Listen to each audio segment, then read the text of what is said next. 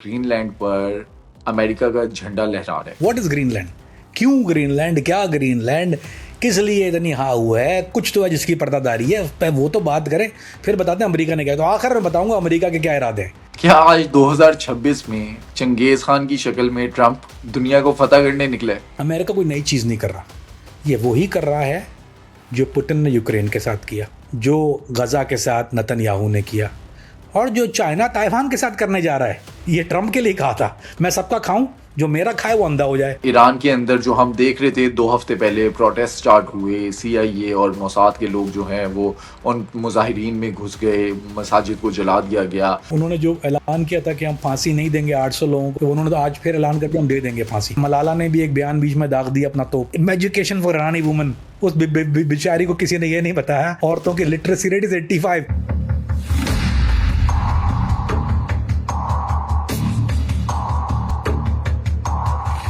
कामरान भी आज social media पे डोनाल्ड ट्रंप ने एक AI पिक्चर जो है वो पोस्ट की है, जिसके अंदर ग्रीनलैंड पर अमेरिका का झंडा लहरा रहा है। क्या कब्जा कर लिया है डोनाल्ड ट्रंप ने? और ये भी सुनने में आ रहा था कि जो जंगी तैयारियां हैं वो भी पहुंच रही हैं ग्रीनलैंड में। अली भाई, let's talk about history before we get there, we going little bit too fast. Let's talk about history. आपको शायद देखें, हमारा मकसद है बच्चों को बताना वो तो प्रॉब्लम क्या है, मसला व्हाट इज ग्रीनलैंड, क्यों ग्रीनलैंड, क्या ग्रीनलैंड, किस लिए इतनी हाउ है, कुछ तो है जिसकी पर्दादारी है, पे वो तो बात करें, फिर बताते हैं अमेरिका ने क्या। तो आखिर में बताऊंगा अमेरिका के क्या इरादे हैं। मैं आपको थोड़ा बता दूं ग्रीनलैंड के बारे में। जोग्राफिकली, यानी जो जोग्राफी अगर आप देखें, मैप उठाइए, geographically Greenland America, north America जिसको हम कहते हैं, नॉर्थ अमेरिका का हिस्सा है। It's a part of north America. Politically it's a part of EU, Denmark. तकरीबन 1700 में, 1745 या 1730 में डेनमार्क ने इस पर अपना तसल्लुत जमाया। उस वक्त में इंडिजिनस लोग रहते थे, जिनको इंडियंस ही कहना चाहिए, और तो कुछ नहीं कह सकते, मेरे ख्याल इंडियन ही कह लें। जो अजीब तरह के लोग होते हैं बेचारे, वो रहते थे, वो वेल का शिकार करते थे। उन्होंने वहाँ फिर वो क्रिश्चियनिटी लेके आए, फिर वो उनको अपने तसल्लुत में लेके आए। लेकिन देखिए, सेकेंड वर्ल्ड वॉर में, अभी की बात नहीं है, सेकेंड वर्ल्ड वॉर में अमेरिका ने यहाँ पर अपना एक पहला यानी हवाई अड्डा बनाया था, जो कि नॉर्थ मोस्ट कहता है उसको, वो टूली के नाम से है, वो टूली है। सेकेंड वर्ल्ड वॉर में अमेरिका ने अपनी एयरबेस बनाई वहाँ पे टूली के नाम से। और वो किस लिए बनाई थी कि वो रशिया को टैकल करने के लिए सबसे करीबी रास्ता है रशिया को टैकल करने का, तो वो उन्होंने टूली बेस बनाई वहाँ पे। So this is not something new. फिर 1946 में US ने ऑफर किया डेनमार्क को कि $100 मिलियन वर्थ ऑफ गोल्ड, उस जमाने में 1946 का 100 million, today probably 100 billion equal to $100 million का गोल्ड। तो ये नया मसला नहीं है, 1946 में उसको ऑलरेडी ऑफर कर दिया था कि विल बाय इट, हम एक दे दो, हम नहीं कर सकते। That's the issue. नाउ ट्राउ, अब क्या है, ग्रीनलैंड जो है वो दुनिया की सबसे बड़ी आइलैंड है, सबसे बड़ा जो दुनिया का जजीरा है वो है ग्रीनलैंड। अच्छा, अब नाम से लोग धोखा खा जाते हैं थोड़ा सा, ग्रीनलैंड सा लगता है कि बहुत, इसमें दो है ना, ग्रीनलैंड, आइसलैंड। मैं भी कभी कभी जबान की उसमें कह देता हूँ, आइसलैंड असल में ग्रीन है और ग्रीनलैंड वाइट है। यहाँ बर्फ़ ज़्यादा होती है, आर्टिक लगता है यहाँ पर। और अगर आप देखें तो क्या वजह है इसकी, कि ये जो ग्रीनलैंड जो है, ये समझ लीजिए इसको बहुत बड़ा एयरक्राफ्ट कैरियर कह लीजिए। रशिया को टैकल करना है, यही है। मादनियात यहाँ दुनिया की जो सबसे नंबर 1 मादनियात हैं, इसकी पूरी कोस्टल, यानी सारी कोस्ट लाइन जितनी भी लगती है इस जजीरे के चारों तरफ, वो दुनिया के बेहतरीन जो आपके मादनियात है वो यहाँ पर मौजूद हैं। But they are not drilling it, they not using it, इसको यूटिलाइज नहीं किया जा रहा। क्यों नहीं यूटिलाइज किया जा रहा? क्योंकि it's a very difficult train, क्योंकि टेम्परेचर बिलो 60 हो जाता है, रोड्स नहीं है वहाँ पर एक्सट्रैक्ट करने के बाद, so it's a very expensive mining, cost efficient नहीं है। अब मसला क्या हुआ अली भाई, बात को समझिएगा। मसला ये हुआ कि ग्लोबल वार्मिंग शुरू हो गई। ग्रीनलैंड के अतराफ आर्टिक जो है उससे आइस होना शुरू हो गई, मेल्ट। अब जो दुनिया के खाग मुल्क हैं, कौन से खाग मुल्क? रशिया, अमेरिका, EU, इन्होंने एक चीज़ देखी कि अब ये नया कॉरिडोर बन रहा है, इट्स अ कोस्टल कॉरिडोर। अब पहले जो जहाज़ थे वो स्विस कैनाल से गुजरते थे, नाउ दे कैन बी, क्योंकि पहले ऐसा नहीं था कि जहाज़रानी होती थी वहाँ पे, शिपिंग होती थी, लेकिन वो आइस ब्रेकिंग कैरियर जो होते हैं वो बहुत मुश्किल होते हैं, बहुत रेयर होते हैं, बहुत महंगे होते हैं, उससे आप इसको आर्टिक में जाके गुजारते थे।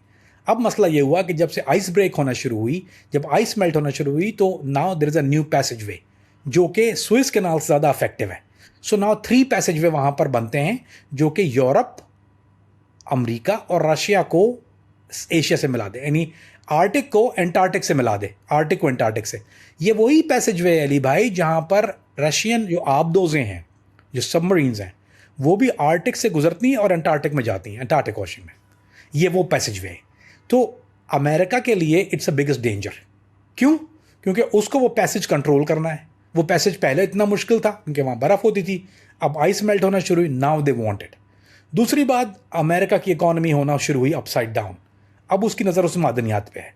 पहले उनको निकालना इसलिए मुश्किल था, फ्रोजन वेज, कुछ नहीं था। लेकिन एक और फड्डा भी है बीच में। जो ग्रीनलैंड के लोग हैं उनके पास एक ऑप्शन है। ये डेनमार्क के साथ ज़्यादा लंबा चलने वाले वैसे भी नहीं है। ये चाह रहे हैं इंडिपेंडेंस, दे वांट इंडिपेंडेंस। आपको पता है टोटल पॉपुलेशन 57,000 है वहाँ की, 50 द टोटल पॉपुलेशन। ग्रीनलैंड की टोटल पॉपुलेशन 57,000 पीपल। बहुत हार्श लाइफ है, नॉट अ इजी थिंग। लेकिन वो लोग इंडिपेंडेंस का उनके पास ऑप्शन इसलिए मौजूद है कि जिस दिन भी वोटिंग हो गई वहाँ पर, रेफरेंडम जिसको हम कहते हैं, तो वो इंडिपेंडेंट हो जाएगा। लेकिन ग्रीनलैंड के ऑफिस कहाँ कहाँ मौजूद हैं? ग्रीनलैंड के ये जो मिनरल माइनिंग के ऑफिस, ये अभी नहीं, यानी ये 1940 और 1950 से ये ऑफिस उनके अमेरिका में मौजूद हैं, चाइना में मौजूद हैं, ईयू बेल्जियम में ऑफिस मौजूद है। तो चाइना ये हर एक से बार्गेन कर रहे हैं इफ दे वांट, क्योंकि उनको पता है कि दे नीड अ पार्टनर, कि अगर उनको इंडिपेंडेंस चाहिए तो उनको एक पार्टनर चाहिए होगा, strong partner. America being the closest one, क्योंकि ज्योग्राफिकली, अब मत भूलिए कि ये ज्योग्राफिकली अमेरिका नॉर्थ अमेरिका का हिस्सा है, तो उनके लिए ये जरूरी है कि अगर America can be the first candidate, और अमेरिका फर्स्ट कैंडिडेट होता है तो आपको पता है जब अमेरिका मादनियात या कोई ऐसी डील करता है तो फिर वो परसेंटेज आपको पता है वो बंदर बांटी होती है, उसमें इनको बेचारों को क्या मिलने वाला है। लेकिन ये कि एक तो अपना डोमिनेंस, क्योंकि ये नॉर्थ मोस्ट पोर्ट है, उनकी already aircraft carrier second world war से मौजूद हैं, तो वर्ल्ड में डोमिनेंस हो जाएगी, रशिया को टैकल करने में आसानी हो जाएगी। लेकिन अभी ट्रंप ये कहता है कि चाइना और रशिया ऑलरेडी वहाँ पे मौजूद है, somebody gonna take it over, which is true, it's not untrue।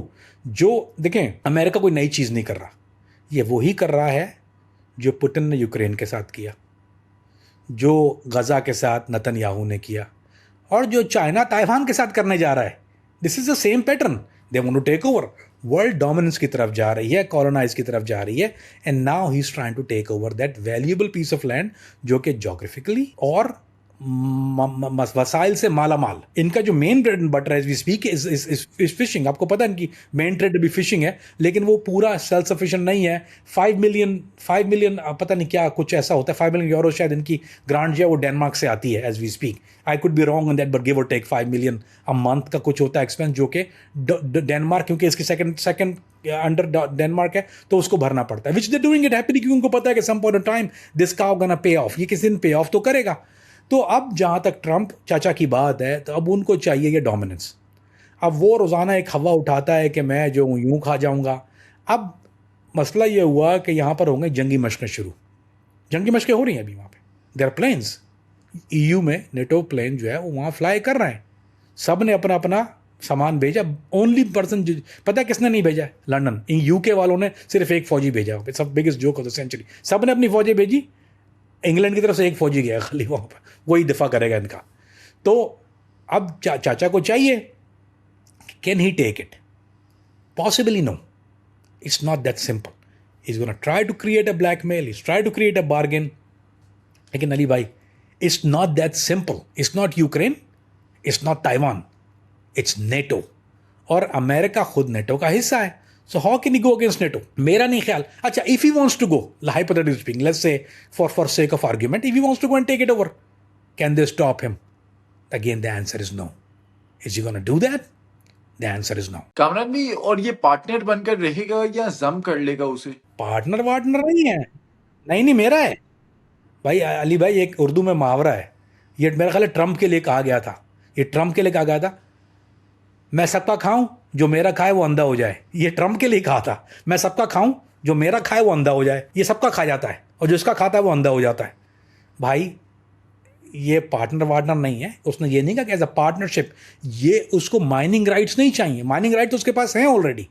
He wants that Greenland as a part of United States, उसको नई स्टेट बनाना चाहता है।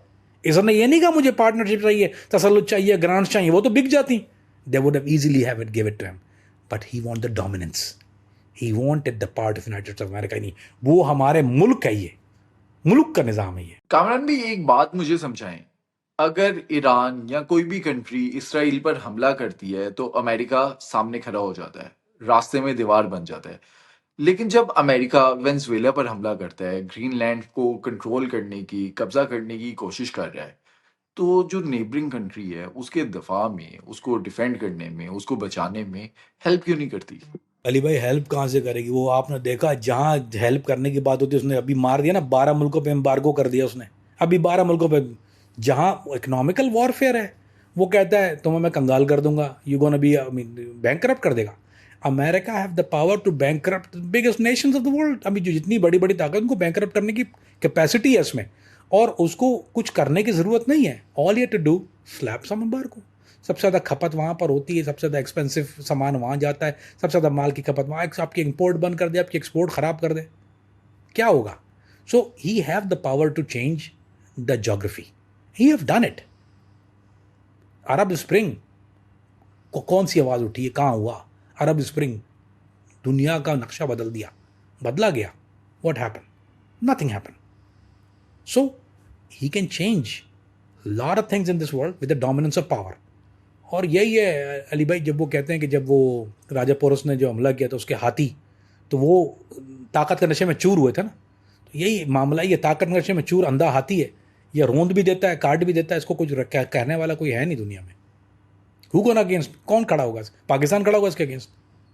हम एटमी ताकत है, हम खड़े हो सकते हैं. कामरान भाई, वेनेजुएला का तेल लेने के बाद, ग्रीनलैंड को कंट्रोल करके उसकी मादनियात लेने के बाद, अमेरिका की, ट्रम्प की पोजीशन दुनिया में क्या होगी? नंबर 1? ओ है ही, अभी अभी भी है ऑलरेडी नंबर 1. वो दमादम मस्त कलंदर चेंज कर देना चाहिए हमें, क्योंकि वो अभी तो ट्रम्प बादशाह हैं, वो हमारे शहंशाह हुजूर हैं, उन्हीं का नंबर ही है. अब और कौन है दुनिया में? ही इज़ द गाय. आप कोई देखा, अगर आपको अली भाई मजाक से हट के, अगर आपको, आप, मेरे पास तकरीबन 27 न्यूज़ चैनल होते हैं, and I flip him around. 27 news channel मैं कॉन्स्टेंटली देखता हूँ, हर ज़बान के होते हैं उसमें, एंड आई कीप हिम. आप जितने भी न्यूज़ चैनल फ्लिप करेंगे वहाँ पे एक चीज़ चल रही है, Trump Trump Trump Trump Trump Trump Trump. हर चैनल, आप ईरानी चैनल लगाएंगे, आप तुरानी चैनल लगाएंगे, आप मंगोलिया के चैनल लगाएंगे, they are covering one thing, Trump. Why? Because he is important, he is the big guy. So इससे अगर आपको अंदाज़ा करने की ज़रूरत नहीं, अंदाज़ा हो जाएगा. आप चैनल ऑन करें, हमारे यहाँ तो स्काई न्यूज़, स्काई लगा लीजिए, आपको 8 घंटे की कवरेज जो होती है, उनको बाकी रिपीट होती है उसकी, 8 घंटे की कवरेज में से 6.5 घंटे की कवरेज उसने ट्रम्प को दी है. BBC उठाइए, 7.5 घंटे कवरेज ट्रम्प की दिन की. सिर्फ यही है आजकल, इन्हीं का बोलबाला है. कामरान भी, एक टाइम पे हमने देखा कि किस तरह से चंगेज खान ने आधी से ज्यादा दुनिया को फतह कर लिया. क्या आज 2026 में चंगेज खान की शक्ल में ट्रम्प दुनिया को फतह करने निकले? अली भाई वो दौर अलग था, उस वक्त फतूहात माने रखती थी. आजकल डोमिनेंस और कॉलोनाइज का दौर आ गया है. वो दौर था जब आपको कॉलोनीज का दौर नहीं था, वो आपको वर्चुअली दुनिया फतह करनी पड़ती थी. अलेक्जेंडर आया, अलेक्जेंडर ने भी ये किया, और वो उस वक्त इट वर्क दैट वे. अब आजकल उसकी ज़रूरत नहीं है. आजकल डोमिनेंस और कॉलोनाइज का दौर है. अब देखिए चाइना क्या कर रहा है, पूरे अफ्रीका में चाइना ने डोमिनेंस अपनी कॉलोनी बनाई. अब केनिया में जाएंगे आपको चाइनीज़ इन्फ्लुएंस दिख जाएगा. आज अब घाना चले जाएं, गाम्बिया चले जाएं, वेस्ट में चले जाएं, आपको वैगनियर ग्रुप मिलेगा, जो कि अफ्रीकन, जो सॉरी रशियन, जो पुतिन के जो जमात ही कह लीजिए उसको, एक तरह रशिया अपना डोमिनेंस अलग कर रहा है. ये कॉलोनाइजेशन का दौर है. अब आपको लश्कर से फतह करने की ज़रूरत नहीं है. You take over the economy, you take over and you make a colony. Basically modernize world में Trump is the new world Genghis Khan, but इसका तरीका दूसरा है, तरीका वारदात अलग है. ये मंगोलों की आर्मी लेके नहीं जाता, बल्कि आपके ऊपर सैंक्शन लगाएगा, ये आपके ऊपर क्रेडिट लगा देता है, ये आपके ऊपर जो है वो, and he will make you get on your knees and से जी हुजूर, आगे क्या हुक्म है मेरे आका. कामरान भी, कभी चाइना और अमेरिका क्या आमने सामने आएंगे पावर के लिए मुकाबले में? अली भाई इवेंचुअली तो होना है, इवेंचुअली तो होना है, लेकिन फेज़ प्रिलिमिनरी है. ये प्रिलिमिनरी फेज़ है. ये कॉलोनाइज इकॉनमी, आजकल जो हालात, चाइना की इकॉनमी भी इतनी अच्छी नहीं है. Is going, you know, he is trying to establish himself, और बड़ा स्मार्ट तरीके से कर रहा है. कॉन्फ्लिक्ट जब होता है, लेकिन तो अमेरिका से तो बेटर होगी. अमेरिका से बेटर है ऑफ कोर्स, लेकिन फिर भी उसको और स्ट्रॉन्ग करना है अपने आप को. देखें एक एक मैंने शायद पहले भी बताया था कि एक एक आइलैंड है साउथ पैसिफिक में, उसको सोलोमन आइलैंड कहते हैं. अब सोलोमन आइलैंड जो था अमेरिकन कोस्ट गार्ड को जो है वो फ्यूल फराहम करता था, उसने मना कर दिया. अब जब अमेरिकन कोस्ट गार्ड वहाँ पे कुछ महीना पहले गई है तो उन्होंने मना किया कि हम आपको फ्यूल नहीं दे सकते, हमने चाइना से अलायंस कर लिया. सो अब साउथ पैसिफिक कहाँ, अमेरिका कहाँ, सोलोमन आइलैंड कहाँ, उन्होंने देने से मना कर दिया. पेट्रोलिंग नहीं कर सकता अब वहाँ पे. They have to find alternate ways, क्योंकि ग्रेनेडा वहाँ पर पास ही है, ग्रेनेडा से वो अब फ्यूल ले रहा है. तो ट्राई टू अंडरस्टैंड दिस. अभी जो दौर है चाइना के लिए, वो अपने आप को एज इकोनॉमिकल, अगर जब तक वो पावर नहीं बनेगा, and he is going towards that. अभी देखें ना, अगर चाइना चाहे तो अमेरिका को बैंकरप्ट कर सकता है, उसके पास कैपेसिटी है. He is not going on that phase. He don't want to go to the hard time. उसको अभी अपने आप को स्टैब्लिश करके, I think that phase to some day we will see that, but not in a near future and not any time soon, let's put this way. Iran के अंदर जो हम देख रहे थे 2 हफ्ते पहले प्रोटेस्ट स्टार्ट हुए, CIA और मोसाद के लोग जो हैं वो उन मुजाहिरीन में घुस गए, मसाजिद को जला दिया गया, हुकूमत को जो है वो तख्ता उलटने की कोशिश की जा रही थी, अमेरिका हमला करने का कह रहा था, वो रुक गया. आज के दिन क्या हो रहा है वहाँ पर? आज के दिन रावी चैन लिखता है, अली भाई, the condition is better. Protest बंद हो गए हैं, वहाँ पे प्रोटेस्ट नहीं हो रहे हैं. They trying to gain. और अच्छा, सो उन्होंने जो ऐलान किया था कि हम फांसी नहीं देंगे 800 लोगों को, 800 का नंबर था शायद, तो उन्होंने तो आज फिर ऐलान कर दिया हम दे देंगे फांसी. अब फिर कह दिया उन्होंने, वो पहले ट्रम्प बैकआउट किया, बोला नहीं सॉरी गलती हो गई, हम दे रहे हैं फांसी इनको. किल दोस पीपल. वो चढ़ा देंगे उनको फांसी. वो सही मूव था, right move at the right time. वो भी सीख गए हैं, क्योंकि शैतान से आप ज़्यादा डील करते हैं, आपको पता होता है कि शैतान के हरबे क्या हैं, तो they know how to deal with shaitan. So उन्होंने फिर दोबारा ऐलान कर दिया कि हम दे देंगे. बट प्रोटेस्ट तो रुक गए हैं. प्रोटेस्ट से कोई फ़ायदा होने वाला वैसे भी नहीं था. वो स्पॉन्सर्ड प्रोटेस्ट है, that is been stopped and halt for a while. लेकिन ईरान का भी अभी नंबर 1 चीज़ यही है कि they are negotiating with China, they are negotiating with Russia. वो किसी तरह से अपनी इकॉनमी को बेटर करना चाह रहे हैं. जब तक उनकी इकॉनमी बेटर नहीं होगी, और क्योंकि देखें ना, जब आवाम में फाके हो रहे हैं, you not gonna go for a war. ये पेट भरे हुए का खेल है ना. अब ट्रम्प अमेरिका का पेट भरा हुआ है, तो वो ये खेल खेलना ना, जंग खेलता है. वो हमारे किसी एक बहुत मशहूर अदाकार हैं लहरी साहब, उनसे पूछा कि इश्क कैसे होता है, बोला जिसका पेट भरा वैसे होता है, जिसका पेट खाली होता है ना, उसको सुबह की नाश्ता और रात का खाना याद रहता है, इश्क याद नहीं रहता. तो ये जंग भी ऐसा ही खेल है, ये पेट भरों का खेल है. जब आपका पेट भरा हुआ होता है तो आपको जंग याद आती है. ईरान के लिए भी यही सूरत हाल है कि ईरान की आवाम जो है वो फाकों में है. Bad condition up there, below poverty line. So अभी एज ऑफ नाउ, बल्कि बाय द वे वो सुना आपने, पता नहीं सुना, कि मलाला ने भी एक बयान बीच में दाग दिया अपना तोप, एजुकेशन फॉर ईरानी वुमन.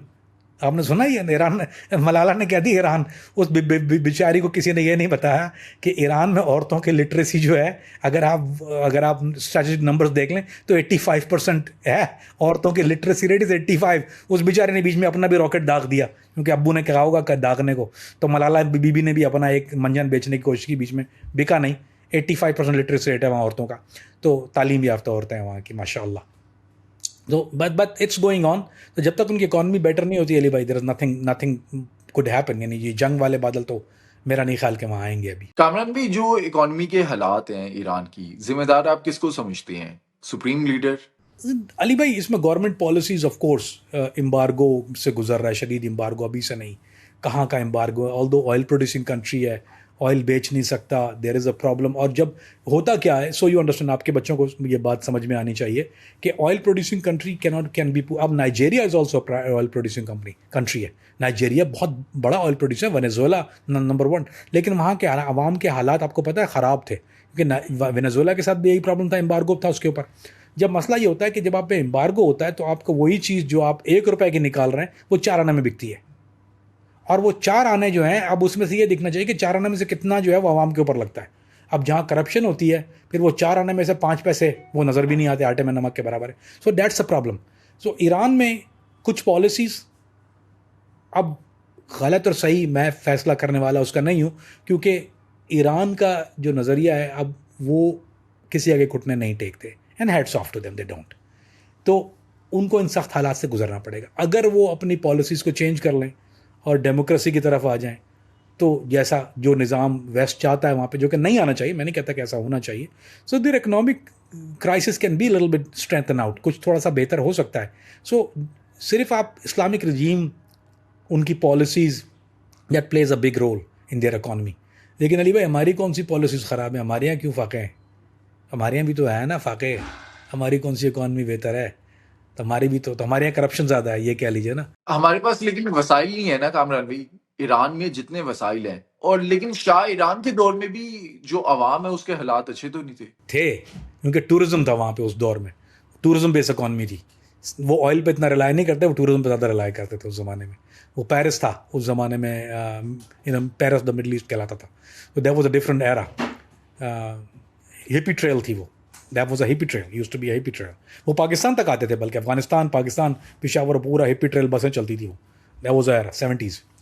तो नहीं, अली भाई, there is got to do with policy. This got to do with their stand, the moral stand कह लीजिए, कंट्री के इस्लामिक फर्म स्टैंड. और उसके ख़िलाफ़ मैं बात करते हुए थोड़ा डरता भी हूँ. नहीं करनी चाहिए, इसलिए कि मैं मुसलमान हूँ. तो ये कहना चाहिए कि पेट की खातिर जो है वो अपने आप को बेच दें, that's not a good thing. तो आवाम के जो हालात हैं, इकॉनमी, वो उनकी गलत पॉलिसीज़ हैं. There is corruption also, there is big corruption up there. लेकिन उसके अलावा उनकी गलत पॉलिसीज़ जो हैं, बट वो गलत और सही का फैसला मैं करने वाला होता हूँ. मेरे अंदर वो स्तात नहीं है. इस टाइम ट्रम्प का ध्यान जो है वो ग्रीनलैंड की तरफ है. क्या ईरान से नजरें उसने हटा ली हैं, या ईरान के पीछे अभी भी है ईरान पर हमला करना या साजिशें वो कर रहा होगा? नहीं अली भाई, ईरान से नज़रें नहीं हटाई, क्योंकि ईरान से नज़रें इसराइल ने नहीं हटाई. ईरान की नज़र जो है वो इसराइल की जो है नज़र ईरान पे रहती है. They monitor very closely. So basically Iran को टैकल करने वाला इसराइल है, बैकअप पे अमेरिका होता है. सो ये नहीं है कि as a direct America involve हो जाता है ईरान के साथ. That's take it out the equation. लेकिन ऐसा नहीं है कि वो they have forgotten, they just busy with the bigger things. लेकिन सूनर लेटर, जैसा मैंने कहा, इसराइल कोई ना कोई शरारत करेगा and it's going to go back to square one. Kamran भाई, हमने 19 जनवरी को देखा अहमद अल शर्रा और जो कुर्द हैं, जो बागी हैं, उनमें अमन मुआहिदा हो गया और जंग बंदी हो गई. अब ये जो अमन मुआहिदा हुआ, ये जो डील हुई, इसके इम्पोर्टेंट पॉइंट्स क्या हैं? किन बेसिस पर हुआ? किसको क्या मिल रहा है? अली भाई, इसमें कुर्दों को सब कुछ मिल गया. Recognition is the number one thing, क्योंकि वो रिकगनाइज नहीं हो पा रहे थे एज अ नेशन. तो नंबर वन पॉइंट तो रिकग्निशन है एज अ कुर्द नेशन. सो एक टाइटल या लेबल कह लीजिए, एक छोटा सा मुआहिदा. लेकिन लेट्स कॉल इट, मैं इसको कहता हूँ टेम्परेरी मुआहिदा. There is nothing permanent about it. अभी टेम्परेरी मुआहिदा है, टेम्परेरी हुआ है. कुछ दिन तक आप फिर देखिएगा, हम फिर बैठे होंगे. पीछे कौन हटेगा? पीछे कौन हटेगा? अहमद कुर्द फिर हमला करेंगे इस पर. ये हम कुछ दिन के बाद बैठे होंगे, जैसे मैं हमेशा करता हूँ. आप कुछ दिन के बाद कहते हैं आपने सही कहा था, आप फिर देखेंगे कि कुर्द दोबारा साजिश करेंगे. क्यों? वो पीछे हुए किसी के कहने पर, वो आगे सामने आए किसी के कहने पर. वो अपने तौर पे कभी कुछ नहीं करते. कुर्दिश जितनी पॉपुलेशन है, ख़ास तौर पे शाम की, और ना सिर्फ शाम की बल्कि ईरान की, उनकी तारें कोई और हिलाता है. उनकी तारें कभी अमेरिका हिलाता है और कभी इसराइल हिलाता है, और वो उसी के कहने पे एक्ट करते हैं. इस टेम्परेरी मुआहिदा. क्यों टेम्परेरी मुआहिदा? क्योंकि आपको पता होना चाहिए कि जो ट्रंप के साथ अहमद शरा का मुआहिदा हुआ था, उसमें गारंटर कौन था? आपको पता कौन था गारंटर उसमें? सऊदी अरेबिया गारंटर था उसमें. और अभी इनका राब्ता भी हुआ है. मैं अभी न्यूज़ देख रहा था, मोहम्मद बिन सलमान और अहमद अल शर्रा का राब्ता हुआ है. जब कहीं से कॉल जाता है तो कहीं से कुछ हो जाता है, फिर मुआहिदा हो जाता है. कहीं से कॉल गया, कहीं से कुछ जा गया, फिर मुआहिदा हो गया, फिर सब ठीक हो गया. वरना ये ठीक ना होता अगर कॉलें ना जाती तो. क्या अहमद अल शर्रा को MBS का, सऊदी अरेबिया का सपोर्ट है? एब्सोल्युटली 100%. उसको ये नहीं, वो अगर आज बैठा हुआ है ताकत में, तो वो उसके बगैर नहीं बैठा हुआ. 100% सपोर्ट. मतलब अहमद अल शर्रा पे, सीरिया पर अगर कोई मुसीबत आती है, मुश्किल में आता है, तो पाकिस्तान भी दिफा में होगा, क्योंकि सऊदी अरब का दोस्त पाकिस्तान का दोस्त. अब ये कहना मुश्किल होगा कि, क्योंकि देखें कुछ चीज़ें जो है वो कॉलों से हल हो जाती हैं, कुछ मसले सिर्फ फ़ोन पे हल हो जाते हैं. और मेरा नहीं ख्याल कि पाकिस्तान ऐसा कभी नौबत आएगी कि पाकिस्तान को कभी रेस्क्यू के लिए जाना पड़ेगा सीरिया के. लेकिन एक बात याद रखिए, देयर इज़, अली भाई, हमारे बच्चे ये बात समझते नहीं हैं. What is Syria? दमिश्क अगर आप कहें, उसकी तारीख़ पढ़ें, बहुत ज़रूरी है. ये दारुल खिलाफा रहा है मुसलमानों का, ना सिर्फ खुलफा सलासा के दौर में, यानी हज़रत उमर के दौर में, उसके बाद दमिश्क. उसकी ये तारीख़ अगर आप पढ़ेंगे कि ये दमिश्क की क्या एक जोग्राफिकल हैसियत है, there is a reason for it. फिर सुल्तान सलाहुद्दीन अयूबी का नाम मत भूलिए. दमिश्क दमिश्क दमिश्क दमिश्क दमिश्क दमिश्क. तो अगर आज सऊदी अरब की आँख का तारा है तो अहमद अश-शरा नहीं है, वो दमिश्क है। वो इंशाल्लाह अगर एक प्रोग्राम उस पर कर लें तो फिर हम एक बात सिर्फ यही इस मौजू पे कि वाई दमिश्क, क्या तारीख़ है इसकी, सिर्फ दमिश्क की तारीख़ पे, और हम इस सीरिया की, या इसको बलादुश्शाम असल में जो कहते हैं वो बलादुश्शाम है। तो बलादुश्शाम की जो तारीख़ है, मेरा ख्याल एक अगर बच्चों को शौक़ नहीं है ना असल में, अली भाई मैं तो बैठ के बताता रहा हूँ आपको, अब ये देखने वाले नहीं है ना, मैं क्या करूँ, मैं और आप बैठ के बात कर लेते हैं उसमें क्या हो गया। लेकिन मसला ये कि बच्चों को ये ना, लेट्स डू अ पोल, आप लिख लीजिए, देखिए क्या रिस्पॉन्स आता है। They want to hear the history of बलादुश्शाम and I will give it to you इंशाल्लाह। कमेंट्स में अगर लोग कहेंगे, ऑडियंस कहेगी, तो इंशाल्लाह हम अगला शो इसी पर करते हैं। ठीक है इंशाल्लाह, आप करिए, मैं आपको बलादुश्शाम, मैं आपको इसकी एक स्ट्रेटजिकल, इस्लाम में इसकी क्या हैसियत, क्यों उरूज और ज़वाल आए इस पर, ये पूरी तारीख़ बहुत ज़रूरी है। मुझे तो पता है, मेरे घर वालों को भी पता है, तो उनको मैं खुद ही बता दूं, उनको प्रोग्राम देखने की ज़रूरत नहीं है। लेकिन अगर ज़रूरत है किसी को तो इंशाल्लाह व्हाई नॉट, हमारा तो काम ही तदरीस का है ना। कामरान भाई, 1 साल से ज़्यादा हो गया है बिशारुल असद को फरार हुए, अहमद अल-शरा की हुकूमत को। आपने सीरिया पर काफ़ी टाइम दिया और उसके बाद आज के दिन तक सीरिया आपका फोकस पॉइंट है, आपको बहुत इंटरेस्ट है उस एरिया में।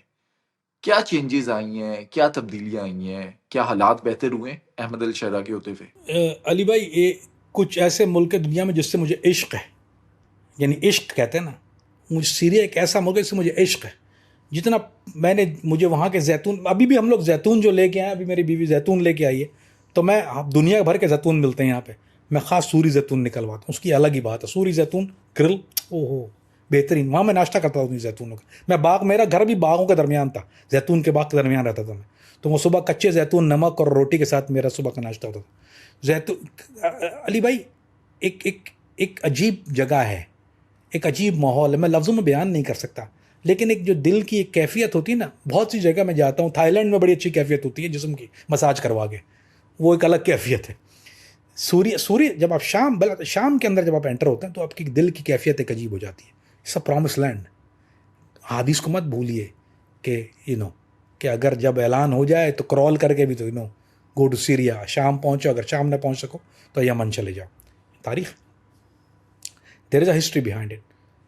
दुनिया का सबसे कदीम शहर इदलिब, दुनिया की तारीख़ का सबसे कदीम शहर इदलिब, कुबानी, दाबिक, ये वो चीज़ें जिनका हदीस में आपको ज़िक्र मिलता है। बहुत प्यारे लोग हैं, खूबसूरत जगह है, बेहतरीन कुजीन दुनिया का खाना हम लोग अभी भी, मेरा ख्याल वी मोस्टली गो फॉर सूरी कुजीन, मिस करता हूँ उसको मैं। तो सारी चीज़ें अच्छी हैं, और दिल की कैफियत की मैंने आपको बात की। It's a beautiful place. Bashar लानतुल्लाह के जाने के बाद सिर्फ it's too new right now, लेकिन कोई ज़्यादा फ़र्क नहीं है क्योंकि केओस बहुत ज़्यादा है वहाँ पे, और इंटरनेशनल प्लेयर्स जो हैं उनका अभी भी नज़र वही जो जोग्राफिकल लोकेशन, जो सारे जो जो गोलान हाइट्स मत भूलिए, तुर्की का पड़ोस मत भूलिए, ये सारी चीज़ें मत भूलिए। तो ये सारी चीज़ें जो हैं वहाँ plays a big role up there. तो जब तक वहाँ के मामला अभी, let's say it's in preliminary stages, मेरा ख्याल है 5 साल कम से कम लगेंगे इस बात का फैसला होने में कि सीरिया रहेगा, यानी बलादुश्शाम है, या उसके अलावा कुछ और है। कम से कम 5 साल लगेंगे इसको, 4 साल और बाकी हैं। कामरान भी क्लोज करते हैं इस शो को। सोशल मीडिया पर अक्सर एक लफ्ज रफा, जिस पर ज्यादा बात नहीं होती, न्यूज में नहीं आता। गजा पर तो बात होती है, फलस्तीन पर तो बात होती है, लेकिन कहा जाता है कि वहां के हालात भी अच्छे नहीं है। वहां पर इस टाइम ऑन ग्राउंड क्या हालात हैं, क्या कुछ हो रहा है? क्योंकि किसी को कुछ नहीं पता, मुझे भी नहीं पता। असल में वो रफ़ा क्रॉसिंग, उसको रफ़ा का नाम इसलिए आता है कि वो रफ़ा क्रॉसिंग है, बेसिकली इट्स अ कॉरिडोर। तो वहाँ के हालात अली भाई, रफ़ा क्रॉसिंग के हालात ये कह लीजिए कि पूरे फ़लस्तीन, गज़ा सिर्फ फ़लस्तीन नहीं है, उसको गद्दा, मेरा बहुत अच्छा दोस्त हो गद्दा, वो फ्रॉम अना मिनल गद्दा, उसको कभी कहो ना गज़ा नहीं कहते, हम लोग कहते हैं गज़ा, कहते हैं इन्ना मिनल गद्दा। सो बड़ा प्यार लगता था मुझे, भी याद आता है इन्ना मिनल गद्दा। तो वो असल में पूरे फ़लस्तीन में हुआ कि हालात तो पूरे फ़लस्तीन के ख़राब हैं, ना सिर्फ फ़लस्तीन के, लिबनान, वेस्ट बैंक, बहुत बुरे हालात हैं वेस्ट बैंक के आजकल, क्योंकि यहूदी वहाँ से इनखला कर रहे हैं, इनको इविक कर रहे हैं, वहाँ से निकाल रहे हैं लोगों को। मसला ये हुआ कि जब गद्दा का मामला जब सामने आया तो जो फोकस था वो दीगर जगह से हट गया। यरूशलेम में जो आपको पता है मस्जिद अक्सा, कितनी दफ़ा ऐसा हुआ है, कितनी बार कि वह नमाजियों को मारा पीटा और निकाल के बाहर कर दिया, बंद कर, जब दिल चाहता बंद कर देते हैं। अच्छा, गदा से पहले मामला क्या होता था कि जब भी अक्सा को बंद किया जाता था तो ये मामला न्यूज़ में आता था, CNN दिखा देता था, या तो अगर CNN दिखा तो अल जज़ीरा ज़रूर दिखाता कि नमाजियों को निकालते। वो हमेशा आपने देखा टाइम टू टाइम एक आती थी कि इसराइली फ़ौज ने जो है वो इनखला कर दिया, मुसलमानों को रास्ते बंद किए हुए, वहाँ पे प्रोटेस्ट कर रहे हैं। That used to be the process. तो रफ़ा क्रॉसिंग का मामला, ना सिर्फ रफ़ा क्रॉसिंग का, वेस्ट बैंक का मामला, रशरम का मामला, ये सारे मामला दब गए जब ये मामला गदा का शुरू हो गया। जब गदा के मामला बेहतर हो जाएंगे तो फिर शायद और कहीं पर हाईलाइट हों। तो यहूदी बेसिकली जालिम तो है, इसमें तो कोई शुबा नहीं है। मुसलमानों के साथ जो वो सलूक रखता है रवा, अल्लाह मान अल हफीज़। लेकिन क्या कर सकते हैं अली भाई, ये हालात हैं कि हमें, यानी बेसिकली जो आपने सवाल ये किया है कि आपने मुझसे पूछा कि क्यों नहीं आ रहा, मैंने कहा वहाँ कम मार पड़ रही है, यहाँ ज़्यादा मार पड़ रही है वहाँ बता रहे हैं। Basically that's your question. मेरा जवाब यही है कि जहाँ कम मार पड़ रही है वहाँ कम जिक्र हो रहा है, जहाँ ज़्यादा मार पड़ रही है वहाँ का ज़्यादा बता रहे हैं।